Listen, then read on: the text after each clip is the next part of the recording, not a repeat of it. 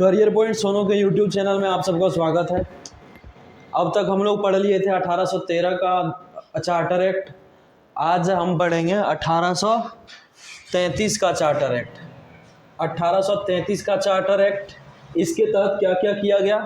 तो ये जो चार्टर एक्ट आया था, इसके तहत जो बंगाल के गवर्नर थे, बंगाल के जो गवर्नर जनरल बने थे, उनको क्या किया गया? पूरे भारत का गवर्नर जनरल बना दिया गया। बंगाल के गवर्नर जनरल को पूरे भारत का गवर्नर जनरल बना दिया। ये कौन थे? इनका नाम था लॉर्ड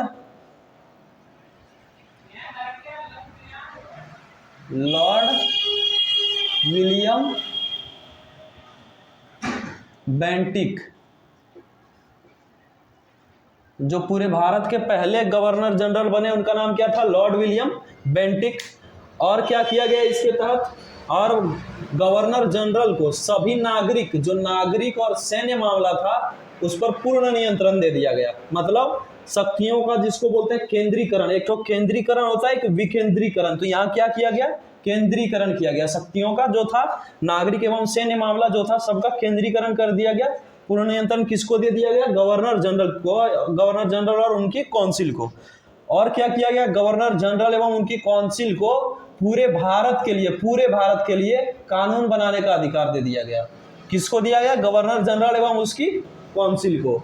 और बोर्ड ऑफ कंट्रोल जो था, बोर्ड ऑफ कंट्रोल को ये जो नियम बनेगा उसको निरस्त कर नया नियम बनाने का अधिकार दे दिया गया। कोई अगर नया नियम बनाना हो तो बोर्ड ऑफ कंट्रोल को उसके लिए ये शक्ति दिया गया कि वो चाहे तो जो कानून बना हुआ है उसको निरस्त कर नया कानून बना सकता है। और गवर्नर जनरल की जो काउंसिल में क्या किया गया? गवर्नर जनरल की काउंसिल में एक सदस्य और बढ़ा दिया गया, जिसको विधि विशेषज्ञ, जिस पद का नाम था विधि विशेषज्ञ, एक पद जोड़ा गया। उसकी नियुक्ति की गई। किसकी? विधि विशेषज्ञ की। और नियम कानून क्यों किया गया? नियम कानून को क्रमबद्ध तरीके से संकलित करने के लिए, एक नए सदस्य को जोड़ा गया इसमें, जो गवर्नर जनरल की काउंसिल में। क्यों किया गया? तो देखिए, नियम कानून जो है उसको क्रमबद्ध तरीके से एक क्रम के अनुसार उसको संकलित करने के लिए एक विधि आयोग बनाया गया। विधि आयोग जो आयोग बना उसका कोई अध्यक्ष रहा होगा। विधि आयोग, जैसे ये कानून आया कब? 1833 में। तो जो आयोग बना होगा उसमें भी कुछ समय लग गया होगा। तो कब बना? प्रथम विधि आयोग 1834 में बना था, 1834 में।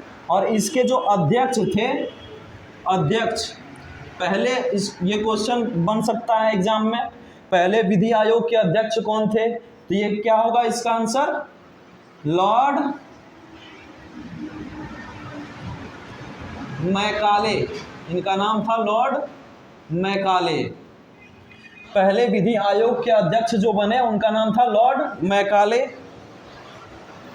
अब देखिए, कंपनी को जो दिया गया था 1813 में भी जो पढ़े, इससे पहले का जो चार्टर एक्ट पढ़े उसमें बताए होंगे कि जो चीन और चाय का जो व्यवसाय था, व्यापार, उसके लिए कंपनी को क्या किया गया था? एकाधिकार दिया गया था कि आप चाय और चीन आपके एकाधिकार में है, आपके अधिकार क्षेत्र में है। आप चाहें तो चाय का व्यापार करें या चीन का व्यापार, वो पूरा व्यापार पर नियंत्रण कंपनी का रहेगा। लेकिन इसमें क्या किया गया? 1833 में चार्टर एक्ट ला के क्या किया? इसमें कंपनी का जो व्यापारिक एकाधिकार था, चाय और चीन वाला जो बचा था, जो बचल था, उसको भी लेके पूरी तरह से समाप्त कर दिया गया। पूरी तरह से अब चाय और चीन भी नहीं बचा।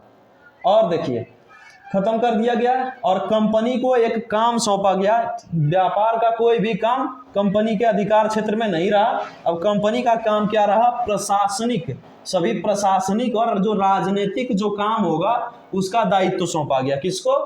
कंपनी को राजनीतिक और प्रशासनिक दायित्व सौंपा गया 1833 का चार्टर एक्ट के तहत। अब 1833 का चार्टर एक्ट हमारा खत्म हुआ। इसके बाद फिर से 20 साल बाद फिर से एक्ट आता है, चार्टर एक्ट, जिसको अंतिम चार्टर एक्ट कहते हैं। कौन सा? 1853 का चार्टर एक्ट। अब उसको देखते हैं। चलिए देखते हैं अब 1853 का चार्टर एक्ट। ये क्या था? अंतिम चार्टर एक्ट था। 1853 का चार्टर एक्ट, इसको अंतिम चार्टर एक्ट भी बोलते हैं।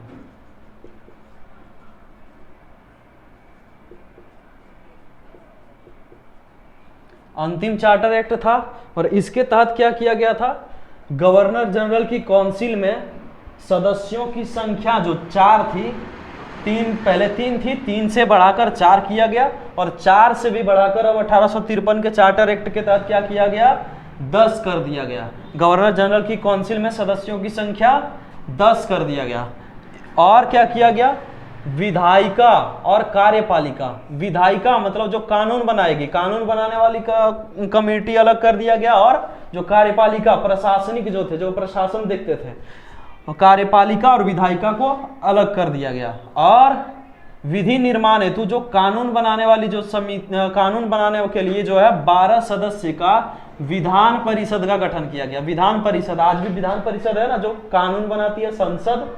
और इसमें विधान परिषद का जो बनाएगी कानून, जो अधिनियम, जिसको एक्ट कहा गया था, अधिनियम या एक्ट कहा गया था, ये अधिनियम, ये कानून तभी बनेगा जब गवर्नर जनरल जो होते थे उनकी सहमति हो जाए। गवर्नर जनरल की सहमति मतलब ये जब तक सिग्नेचर नहीं करेंगे तब तक ये कानून माना नहीं जाएगा, कानून की मान्यता नहीं प्राप्त होगी, अधिनियम नहीं बनेगा।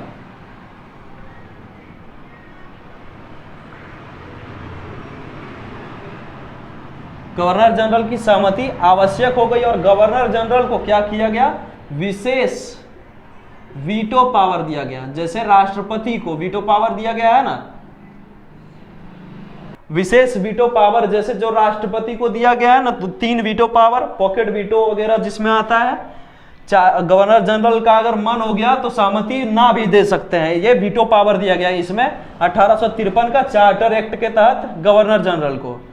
और इसके तहत एक काम और किया गया जो आज तक लागू है। हम लोग ICS एग्जाम देने के लिए एकदम तत्पर रहते हैं। भारतीयों को क्या किया गया?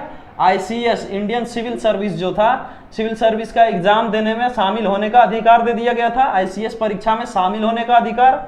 और इसमें जो तब फिर इसमें होड़ लग गया था आज के तरह ही उस टाइम भी ICS अधिकारी बनने का, कि हम भी अधिकारी बनेंगे। तो पहले जो प्रथम भारतीय ICS अधिकारी जो बने थे, कौन बने थे? ये नाम इंपॉर्टेंट है, सत्येंद्र नाथ टैगोर। अब देखिए, सत्येंद्र नाथ टैगोर तो बन गए, एक और टैगोर जी थे, बोले कि तुम बन गया तो हम भी बनेंगे। और दूसरा जो थे सेकेंड भारतीय ICS अधिकारी, वो कौन थे? सुरेंद्र नाथ। इनके ही छोटे भाई होंगे टैगोर साहब के, सुरेंद्र नाथ टैगोर। तो इतना काम हुआ किसमें? 1853 का चार्टर एक्ट के तहत। अब जैसे कानून बनाने का अधिकार गवर्नर जनरल को दे दिया गया पूरे भारत के लिए, तो फिर पूरे भारत में कहीं के लोग मानते होंगे बात, कहीं के बाद लोग नहीं मानते होंगे। तो धीरे धीरे क्या हुआ? विद्रोह शुरू हो गया। इसके बाद क्या होता है? थोड़े 4 साल के बाद 1857 में एक बहुत बड़ी क्रांति होती है, 1857 की क्रांति। और फिर उसके बाद क्या होता है? 1858 में जो ब्रिटिश क्राउन होती है वो पूरे कंपनी का शासन यहाँ पर खत्म करके वो अपने अधीन कर लेती है। इसको फिर हम लोग पढ़ेंगे 1858 का भारतीय शासन अधिनियम, उसके तहत। उसको हम अगले वीडियो में देख लेंगे। तब तक के लिए धन्यवाद।